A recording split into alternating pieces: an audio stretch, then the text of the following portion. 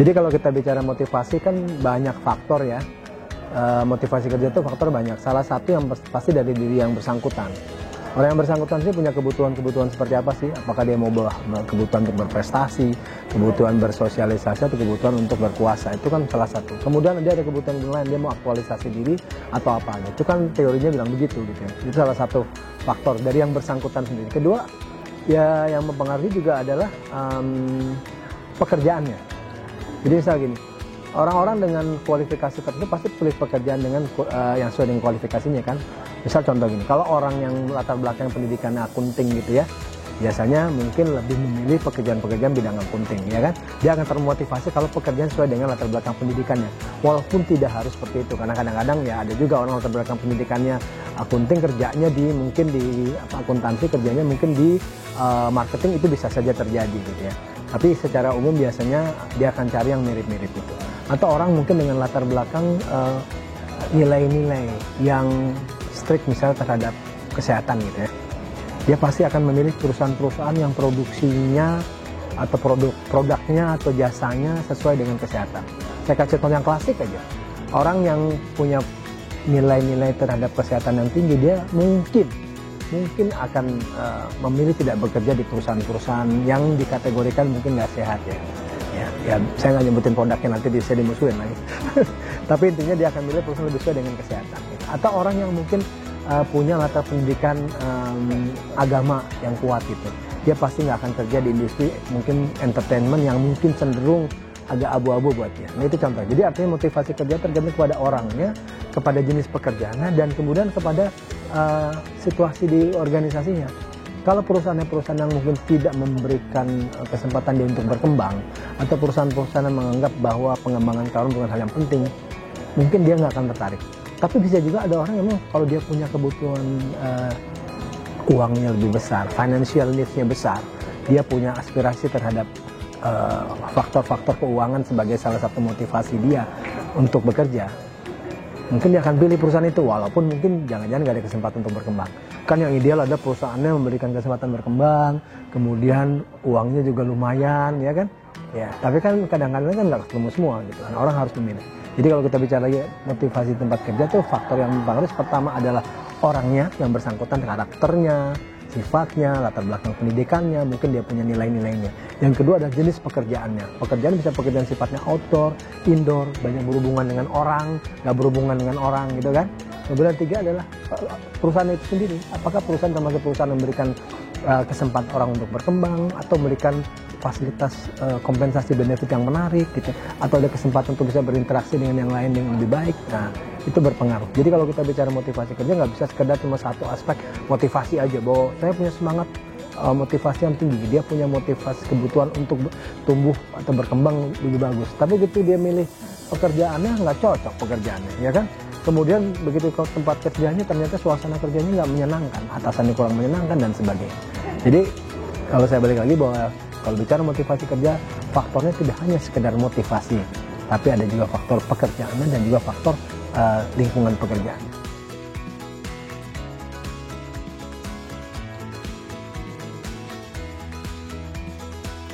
Sebenarnya kalau di perusahaan program-programnya banyak ya, artinya begini, karena karyawan kita kan juga variasinya bermacam-macam ya. Kalau kita bicara ada golongan di dalam organisasi, kan kita bicara ada generasi baby boomers, generasi X, generasi Y gitu-gitu kan. Nah masing-masing kan pasti ada dalam organisasi. Jadi demografinya karyawan itu kan macam-macam. Ada yang umurnya masih muda sekali gitu kan. Ada yang udah umur kepala 4 dan 50-an, ada udah menjelang pensiun. Nah itu akan mempengaruhi bagaimana program-program benefit atau kompensasi diberikan, tujuannya memang untuk memotivasi. Salah satu misal gini, contoh untuk golongan-golongan yang relatif muda ya, katakanlah millennials, mungkin dia lebih suka ke program-program memberikan kesempatan mereka untuk mengalami kegiatan seperti misalnya ikut program tugas-tugas yang menantang gitu ya, kemudian pekerjaan-pekerjaan yang memberikan kesempatan mereka untuk tumbuh berkembang. Tapi kalau soal mungkin dana pensiun, mungkin dia nggak terlalu tertarik, masih muda gitu ya. Tapi kalau udah generasi-generasi yang agak lebih senior, mungkin program dana pensiun itu bisa memotivasi mereka gitu ya. Yang muda-muda mungkin lebih banyak kepada bonus gitu. Jadi kalau kita bicara program-program diberikan perusahaan itu macam-macam tergantung kebutuhannya. Memang pada akhirnya dilihat yang mana yang lebih dominan. Contohnya tadi mungkin kebutuhan untuk asuransi kesehatan semua orang perlu ya, regardless dia generasi Y, generasi X, baby boomer atau tradisional ya. Tapi kalau urusan dana pensiun kayaknya mungkin anak-anak muda mungkin nggak terlalu, bukan nggak perlu, mungkin belum merasa perlu gitu. Tapi kalau program-program pelatihan pengembangan yang banyak traveling kegiatan, mungkin anak-anak muda lebih suka. Yang udah lebih senior masa udahlah nggak usah banyakkan traveling gitu ya, saya mendingan dekat sama keluarga. Nah kalau untuk yang bagus-bagus memang harus ada program-program tadi yang kita bicara di depan, bahwa program-program motivasi itu mesti melihat demografi tadi, penyebaran karyawan dari segi jenis kelamin, usia, pendidikan ya, termasuk nanti nilai-nilai dan segala macam kayak gitu. Nah kalau udah paham seperti itu, jadi perusahaan bisa fokus sebenarnya. Kita bisa fokus kalau kita bicara Pareto nih, kita bisa fokus kepada 20% populasi yang memberikan kontribusi besar kepada perusahaan untuk kita berikan program-program yang motivasional buat mereka. Karena nggak mungkin kita fokus kepada semua karyawan itu.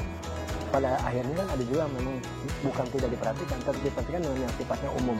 Misalnya ya, kalau kita bicara gaji ya, gaji nggak boleh di bawah UMR dong, itu kan standar pemerintah kan. Kesehatan juga ada BPJS segala macam yang wajib diikuti. Nah itu kan basic-basic yang harusnya sudah diberikan. Tapi kemudian kalau kesempatan pelatihan pengembangan ya, kalau untuk orang-orang yang tertentu yang memang butuh pelatihan untuk meningkatkan kemampuan yang mengerjakan pekerjaan, itu wajib dikasih. Misal contoh, operator di pabrik, jadi harus dilatih bagaimana mengoperasikan mesin dong. Regardless dia kemudian jadi orang yang potensial atau enggak, dia harus dikasih kesempatan itu. Nah setelah itu dia kemudian kerjanya nggak bener ya, pertama harus di coaching gitu kan. Tidak ya, kalau nggak bisa juga ya mungkin dengan reward punishment segala macam.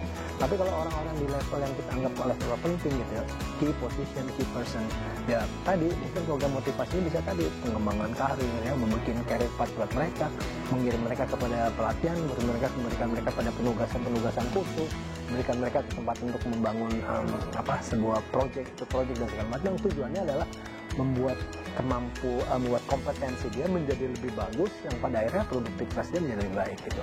Nah, yang seperti yang saya katakan bahwa program-program motivasi juga harus bervariasi, nggak bisa generik ya. Artinya generik ada yang bisa berlaku seperti semua tadi saya bilang. Kalau bicara teorinya Maslow kan ada kebutuhan dasar nih, kebutuhan mengenai biologis, kesehatan ya. Ya, semua orang dapat tuh fasilitas kesehatan. Karena itu pertama selain memang diperlukan, kedua itu juga aturan. Tapi kan nggak semua orang perlu kebutuhan untuk aktualisasi diri. Teorinya Maslow kan bilang gitu. Walaupun sebenarnya orang yang sama bisa punya kebutuhan beragam juga dari masing-masing level gitu. Jadi itu jawabannya.